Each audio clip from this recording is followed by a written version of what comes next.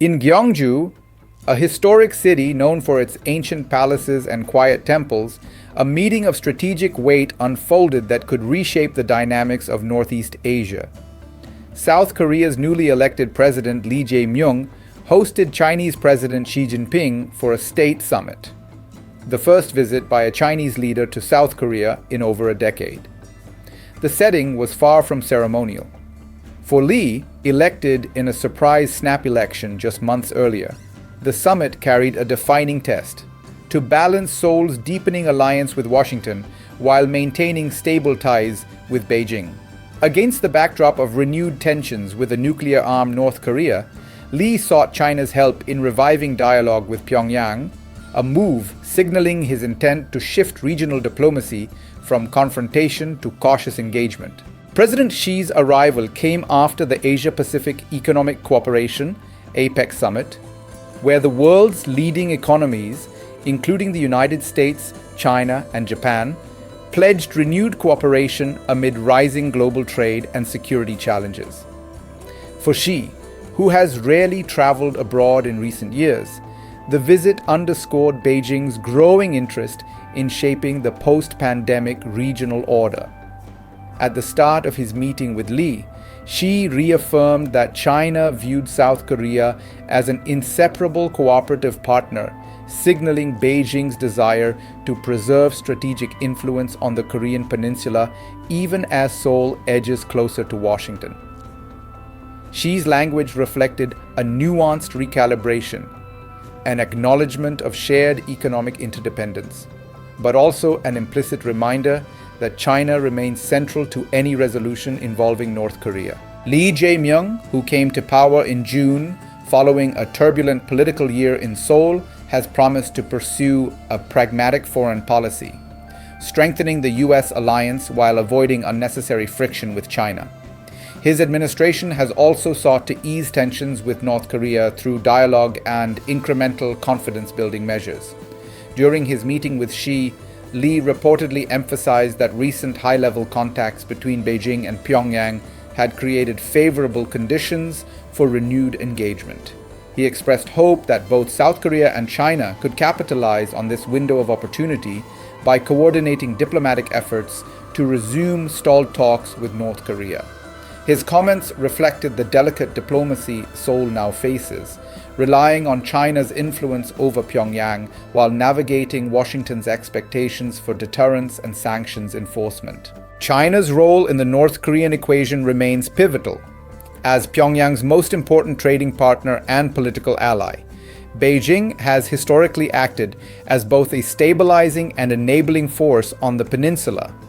The Chinese government has maintained that denuclearization should proceed alongside security guarantees and economic relief for North Korea, a position that often clashes with Washington's more rigid sequencing of sanctions and verifiable dismantlement.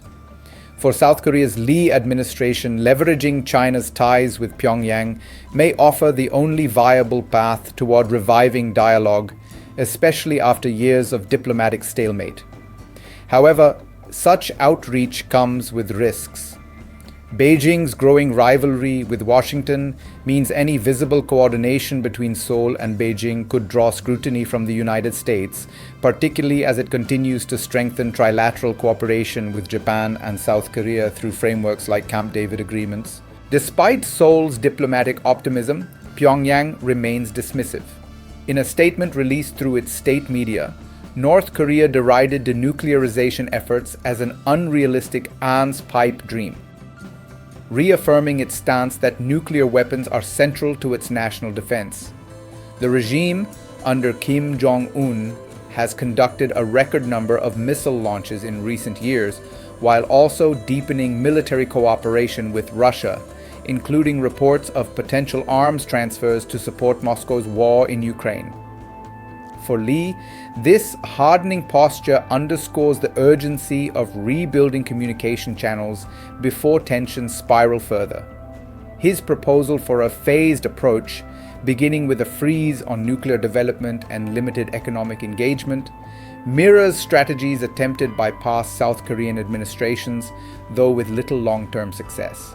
The question remains whether China's mediation could break the cycle of provocation and retaliation that has defined inter-Korean relations for decades. Beyond the bilateral discussions, the timing of Xi's visit carried broader geopolitical symbolism.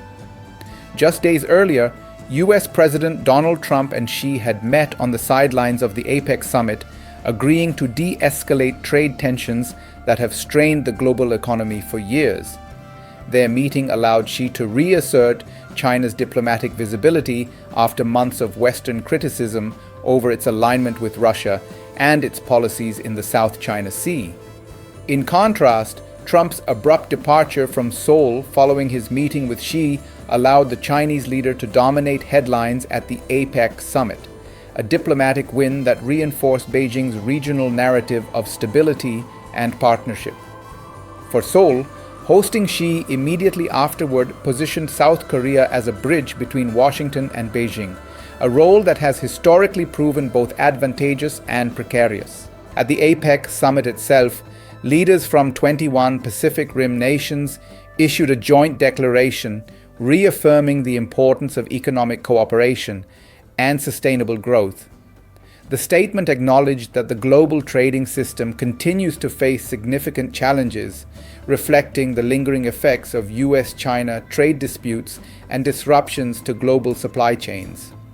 South Korean analysts, including Jong-hun Min of the National Diplomatic Academy, noted that the declaration avoided explicit references to free and open trade, a phrase often favored by Washington, yet still emphasized multilateralism and fair competition, principles central to South Korea's export-driven economy. For Lee, whose domestic agenda depends on economic recovery and industrial modernization, aligning South Korea's trade strategy with both US and Chinese markets remains a crucial balancing act. The Gyeongju summit concluded with symbolic warmth but cautious undertones. Lee's overture to China for assistance in engaging North Korea may have opened a new diplomatic chapter, yet its success depends on factors far beyond Seoul's control, including Pyongyang's willingness to negotiate and Washington's stance on sanctions relief. For Xi, reaffirming China's partnership with South Korea serves both strategic and economic purposes. It projects regional leadership while countering perceptions of isolation amid US-led alliances. As the evening closed with a state dinner honoring the Chinese delegation, the optics spoke volumes. Two nations seeking stability in a region shaped by rivalry, ambition, and the unpredictable calculus of nuclear diplomacy. Whether Lee's vision of gradual engagement will materialize remains uncertain, but his meeting with Xi marked a crucial test of South Korea's evolving foreign policy identity, one that must balance alliance commitments with the pragmatic pursuit of peace on its own peninsula.